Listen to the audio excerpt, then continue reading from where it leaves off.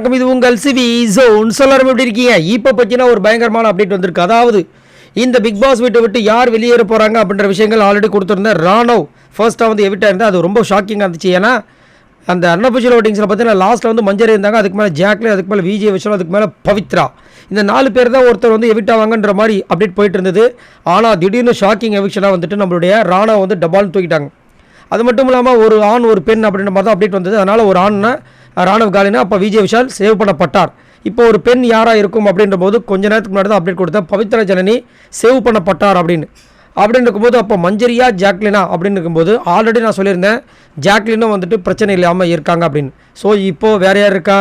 மஞ்சரி. So மஞ்சரி தான் இந்த வீட்டை விட்டு வெளியே போயிருக்காங்கன்ற ஒரு பெரிய அப்டேட் வந்திருக்கு. என்ன கேட்டினா கண்டிப்பாக மஞ்சரி இந்த வீட்டை விட்டு வெளியே போகக்கூடிய ஆள் கிடையாது.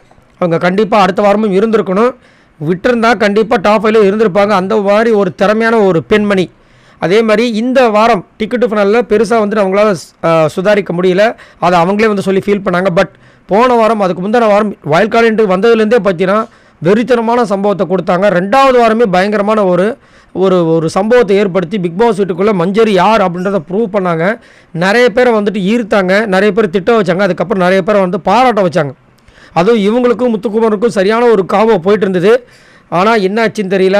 அப்படியே வந்து முத்துக்குமரன் கிட்டேருந்து விலக இவங்க கிட்டேருந்து ஓட்டும் விலகி போய் கடைசியில் ஓட்டே இல்லாமல் நம்ம ஓட்டிங்ஸ் கொடுத்தோம் பாருங்கள், அதில் யார் கடைசியாக இருந்தாங்களோ அவங்க தான் இப்போ வந்து வெளியே போயிருக்காங்க. ஸோ மஞ்சரி இந்த வீட்டை விட்டு வெளியே போயிருக்காங்க. அப்படின்னு பார்க்கும்போது லாஸ்ட்டாக வந்து ஜாக்லின் இருக்காங்களே, ஜாக்லினை காப்பாற்றுறதுக்காக தான் ராணுவம் அனுப்பிச்சிருப்பாங்களோ, ஒரு வேலை இருந்தாலும் இருக்கும். சரி, எது எப்படியோ ஜாக்லின் உள்ளே இருக்கிறது எனக்கு சந்தோஷம். பட் மஞ்சரி வெளியே போனது எனக்கு ரொம்ப கஷ்டமாக தான் இருக்குது. சரி, நீங்கள் உங்களோட கருத்தை சொல்லுங்கள். மஞ்சரி இப்போ வெளியே போயிருக்காங்கன்ற அப்டேட் வந்திருக்கு. இதை பற்றி என்ன நினைக்கிறீங்க? மறக்காமல் கமெண்ட்ஸ் பண்ணுங்கள். பாய் நண்பர்களே.